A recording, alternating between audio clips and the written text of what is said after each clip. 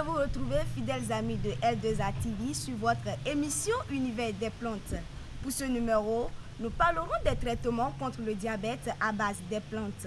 Le diabète, une maladie qui se caractérise par un excès de sucre dans le sang.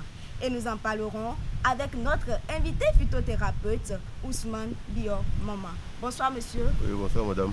Avec vous, nous parlerons aujourd'hui des plantes pour traiter le diabète.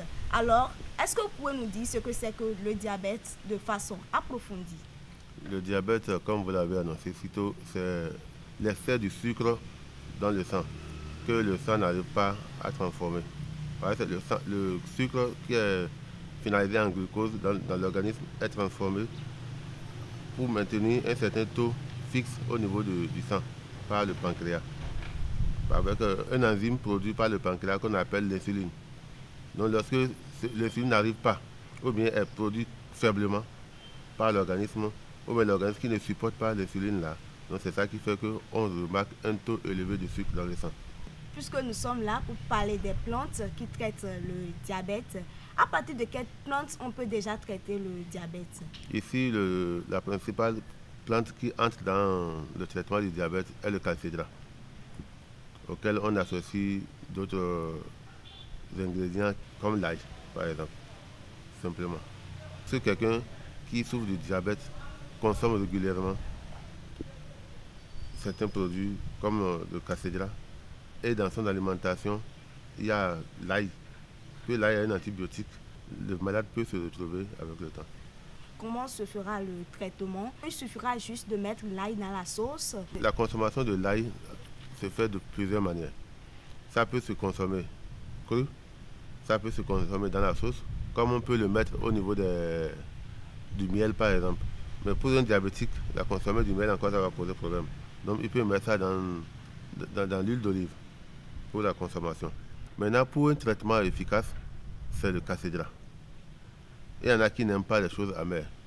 Donc il faut trouver un moyen de consommer ce calcédra-là. C'est l'écorce de calcédra en fait. La préparation est simple. On rend ça en poudre et la poudre de calcédra est consommée de façon régulière. 1 à 2 cuillerées par jour par le malade. Et s'il arrive à le faire de façon constante, donc l'organisme va se réguler. La présence du calcédra dans son organisme permettra à son sang d'avoir un taux régulier qui est autour de 1,2-1,3 g. Et il faut faire aussi attention au cours du traitement. C'est pourquoi on ne fait pas un traitement à l'aveuglette. Il faut souvent, de façon régulière, que le malade puisse aller faire un contrôle pour voir comment évolue sa maladie. Et lorsque le taux devient normal, il diminue la quantité de prise de calcédra, mais il n'arrête pas. Il continue jusqu'à un certain moment, et lorsque il fait peut-être 2 mois, 3 mois, il constate que le taux ne change pas, là il peut arrêter le traitement. L'arrêt du traitement ne dit pas d'arrêter le contrôle, parce que lorsque vous arrêtez le contrôle et le taux monte exagérément, vous avez des problèmes. Le second médicament, c'est quoi? C'est l'alimentation. C'est difficile aujourd'hui de se passer du sucre. Vous savez que le riz contient le sucre, oui. Le manioc contient le sucre, oui. L'iam contient le sucre, le maïs contient le sucre, et le blé, c'est du sucre. Est-ce qu'en suivant ce traitement, il faudra arrêter de consommer les aliments qui contiennent le sucre? Il ne faut pas arrêter, mais il ne faut pas penser en excès. Okay. Lorsqu'il vous faut peut-être 3 bols, 4 bols de riz pour vous rassasier, prenez un seul. Et est-ce possible de traiter efficacement le diabète, peu importe le stade? Oui, parce que j'ai connu des malades qui sont venus à moi avec 5 grammes, 6 grammes, et en moins de 3 mois, ils sont guéris. Et je ne les ai pas vus depuis 3-4 ans. Donc ça veut dire qu'au moins ce que je leur ai fait, ça a marché.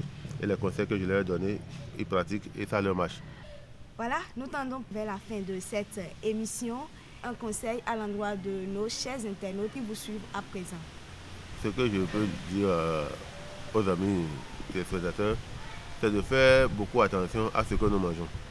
Il vaut mieux que nous mangions ce qui nous donne la santé que de chercher à manger ce qui va nous rassasier seulement. L'objectif de manger, ce n'est pas seulement se rassasier, mais aussi c'est d'être en bonne santé. Nous sommes à la fin de cette émission, chers amis. Merci pour l'attention accordée. Prenez en compte les conseils de notre phytothérapeute et vous n'aurez rien à craindre. N'oubliez surtout pas de partager, de liker, de vous abonner et d'activer la cloche de notification pour ne rien manquer sur L2A TV.